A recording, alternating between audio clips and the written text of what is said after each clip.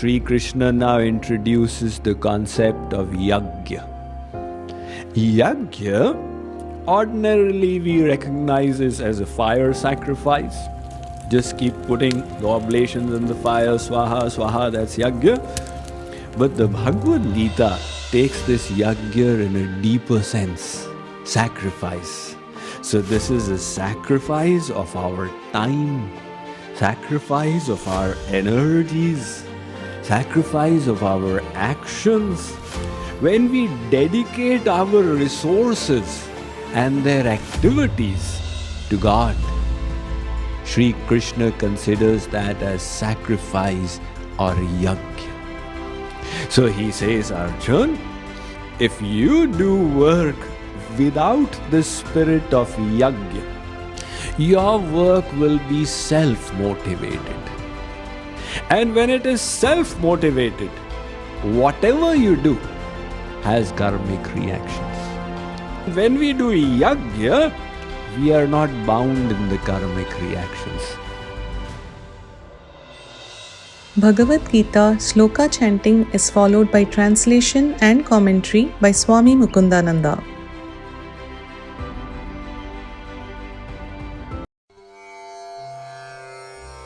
यज्ञार्थात् कर्मणोऽन्यत्र लोकोऽयं कर्म बन्धनः तदर्थं कर्म कौन्तेय मुक्तसङ्गः समाचर. Work must be done as a yajña, sacrifice to the Supreme Lord. Otherwise, it causes bondage in this material world. Therefore, O son of Kunti, for the satisfaction of God, perform your prescribed duties without being attached to the results. Having told Arjun that you need to do your work, Sri Krishna now introduces the concept of Yagya. Yagya, ordinarily we recognize it as a fire sacrifice. Just keep putting the oblations in the fire, swaha, swaha, that's Yagya. But the Bhagavad Gita takes this Yagya in a deeper sense, sacrifice. So this is a sacrifice of our time, sacrifice of our energies, sacrifice of our actions. When we dedicate our resources and their activities to God, Sri Krishna considers that as sacrifice or yajña. So he says, Arjun, if you do work without the spirit of yajña, your work will be self-motivated for your own pleasure, for your own security, for your own enhancement. And when it is self-motivated, whatever you do has reactions. If you are walking on the ground, you are killing insects. Now, why are you walking? I'm walking because I want to go to the office. Why do you want to go to the office? So that I can earn money. Why do you want to earn money?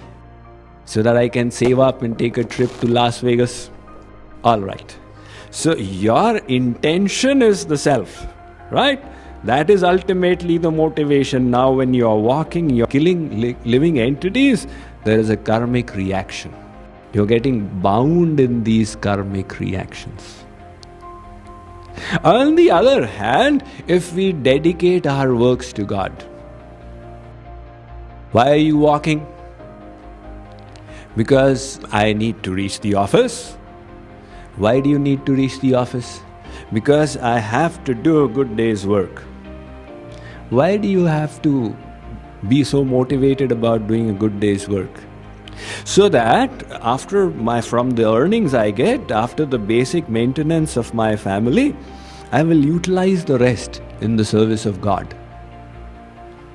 And when we do yagya, we are not bound in the karmic reactions. Now if he is killing earthworms on the way, I mean it's unavoidable, right? So God will not give any karmic reactions because it was not for the self, it was for him. Even in the world, it's the same rule. If you kill somebody, it's a culpable offense. However, if a soldier in the army is doing it for the sake of the nation, then the same government who has the laws in place, capital punishment, offers a medal. In India, they have Paramveer Chakra. We honor your bravery. Listen, what is this? He killed him. He was doing it as a yagya. So that is a yagya at a certain level, offered, dedicated to the nation. But the highest yagya is when it is dedicated to God. So that is the kind of yagya that Sri Krishna is talking about. And he says, Arjun, the basic works you will have to do. You will have to earn money if you are in household life. You will have to feed your body to take care of it. But do all these activities in the spirit of sacrifice, in the spirit of dedication to God. And then the same work will become purifying and liberating. So in the spirit of yagya, the work is not for our pleasure, it is for the pleasure of God. And the internal motive, the sentiment is, I am not the credit taker for this. God gave me the energy and ability to do. I have only utilized the things of His creation. How can I take credit for it? King Raghu was one of the greatest philanthropists in the Indian history. He was the ancestor of Lord Ram. So the father of Ram was Dashrath, his father was Aj, and his father was Raghu, and his father was Dilip. So the name Raghuvanśh comes from Raghu.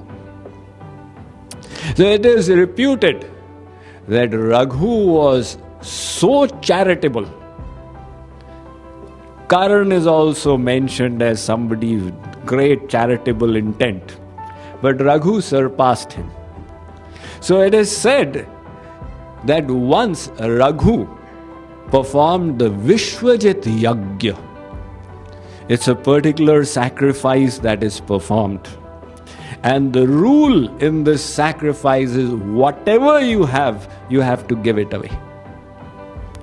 So he rationalized in this manner, he did this logical thinking.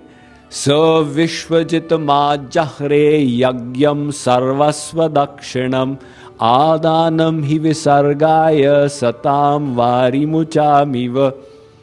The clouds gather water from the earth, not for themselves, but for showering it back upon the earth as rain.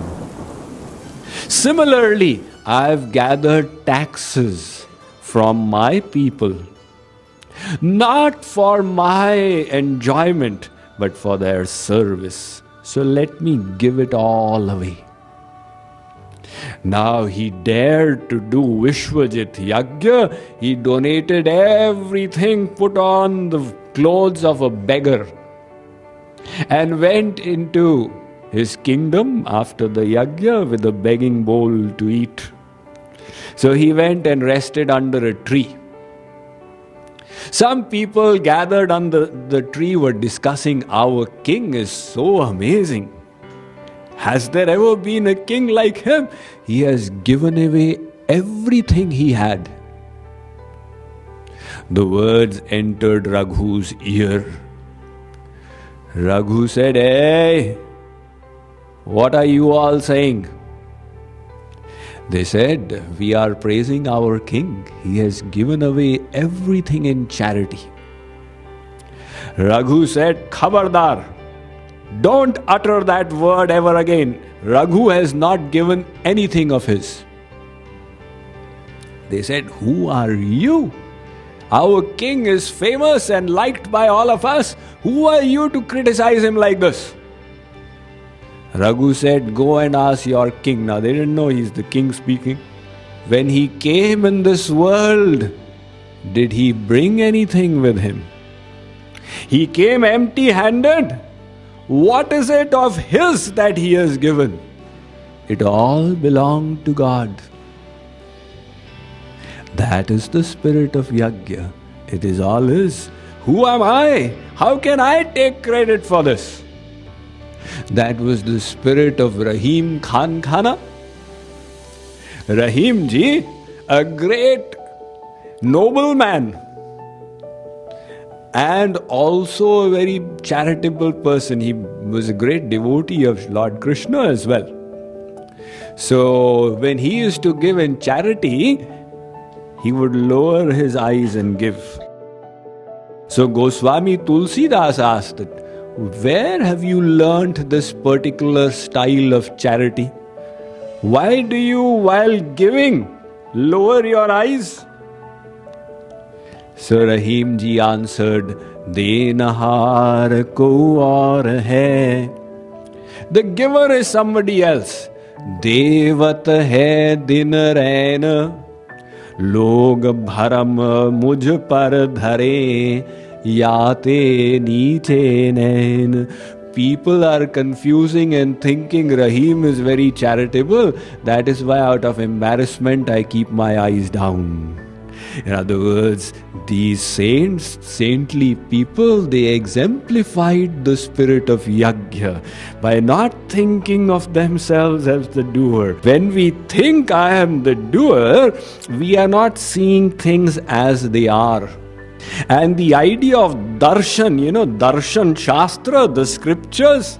So, drishyate vastu yathatmyam anena iti darshanam. Darshan is that which helps you see a thing as it is. Without darshan, you will say, this is the person, man, woman, and the darshan shastra, this is the eternal soul, a part of God. So the darshan shastra helps us see deeper, helps us see in the light of knowledge. With the light of darshan shastra, who is the doer? Let us say there are a pair of tongs in the kitchen. The chimta? Now the chimta may say that I am the doer, I do so many wonderful things, I hold that burning katori, the cup. But the hand will say, Mr. Chimta, it's not you who is doing. I am energizing you. You are insentient, Jad. I am the Chetan thing and I am making you move. Without my energy, you will just remain inert. So the hand thinks I am the doer. Now the mind and intellect come. They say, Mr. Hand, until we guide you, what can you achieve?